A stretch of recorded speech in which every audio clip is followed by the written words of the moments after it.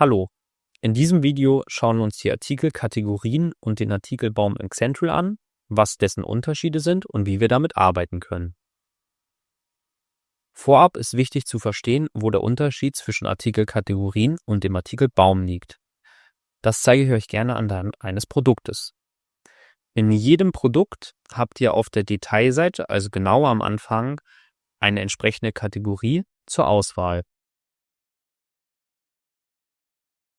Dies ist die Hauptkategorie, die ihr in dem Modul Artikelkategorien, welches ich euch gleich zeigen werde, anlegen könnt. Des Weiteren gibt es aber auch den Reiter Artikelbaum, in dem nicht nur Hauptkategorien vorhanden sind, sondern auch Unterkategorien. Eine wichtige Sache zu verstehen ist, dass diese Kategorien nicht zueinander gehören. Das bedeutet, ich kann andere Hauptkategorien auf der Startseite haben, als ich im Artikelbaum habe. Wie wir sehen können, habe ich hier die Kategorie T-Shirts zur Auswahl, da dies als Hauptkategorie angelegt ist. Allerdings kann diese im Modul bzw. im Reiter Artikelbaum nicht gefunden werden. Die Sinnhaftigkeit der Hauptkategorie hier dient primär, nach den Artikeldaten filtern zu können, da ihr über den erweiterten Filter auch nach einer Artikelkategorie suchen könnt.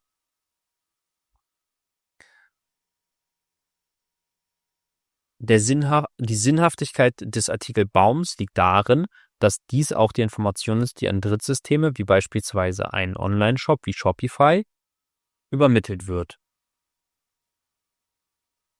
Um festzulegen, welche Produkte zu welcher Kategorie gehören, muss einmal auf Bearbeitung aktivieren geklickt werden und die entsprechenden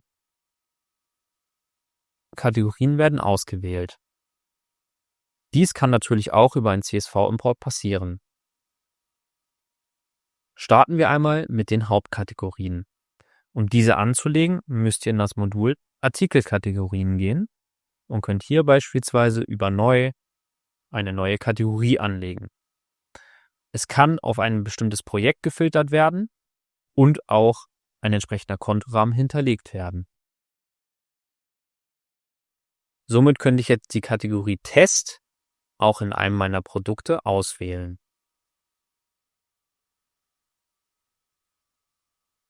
Dies habe ich jetzt nur für ein Produkt getan. Das heißt, wenn ich in dem Filter nach Kategorie Test suche, finde ich dies entsprechend. Der Artikelbaum hingegen wird im gleichnamigen Modul Artikelbaum gepflegt. Hier sehen wir, dass keine Synchronisation stattfindet. Das bedeutet, dass ich beispielsweise die Kategorie T-Shirts manuell anlegen muss. Der Vorteil, den der Artikelbaum bietet, ist, dass auch Unterkategorien erzeugt werden können. Das bedeutet, ich kann beispielsweise T-Shirts mit einem V-Ausschnitt als Unterkategorie anlegen. Grundsätzlich sind mehrere Unterkategorien möglich.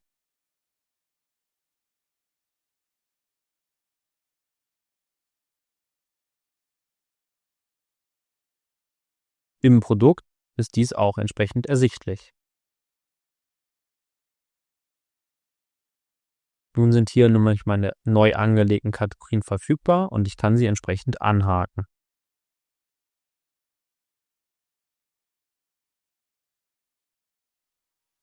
Das bedeutet, wenn ihr zum Filtern eine Option hier haben möchtet, müsst ihr einmal eine Artikelkategorie namens beispielsweise T-Shirts anlegen, wie ich es hier gemacht habe. Und zusätzlich, um die Kommunikation zu einem Shop zu gewährleisten, beziehungsweise noch detaillierter filtern zu können, in dem Modul Artikelbaum ebenfalls diese Anlage vornehmen. Das war's auch schon mit den Artikelkategorien und dem Artikelbaum in Xentral. Viel Spaß im nächsten Video.